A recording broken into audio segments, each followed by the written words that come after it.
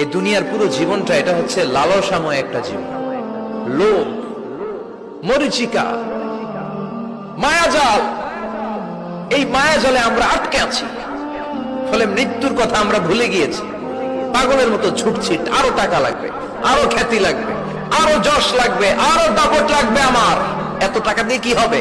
এত সম্পদ দিয়ে কি হবে? এত ব্যস্ততা দিয়ে কি হবে? তোমার স্টপ, থামুন, অনেক হয়েছে, আন্না,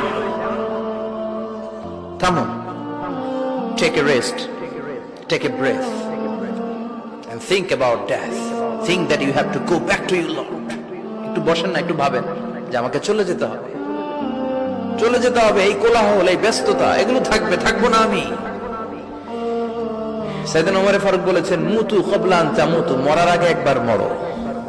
হাসিবু ক্বাবলা আন তুহাসাবু আলাইকুম, তোমার হিসাব নেওয়ার আগে তুমি একবার নিজের হিসাবটা করো না। কাগজ বের করে একটু লিখো না, কি কি ভালো কাজ করছিলা, যেগুলো দিয়ে নাজাতের ওসিলা হতে পারে। 1 2 3, আর কি কি আকাম কুকাম করছো দেখো না, লিখে দেখো তোমার অবস্থাটা কি। মরার আগে একবার মরো। মরার আগে খাটের মধ্যে শুয়ে শটান করে চোখ বন্ধ করে একবার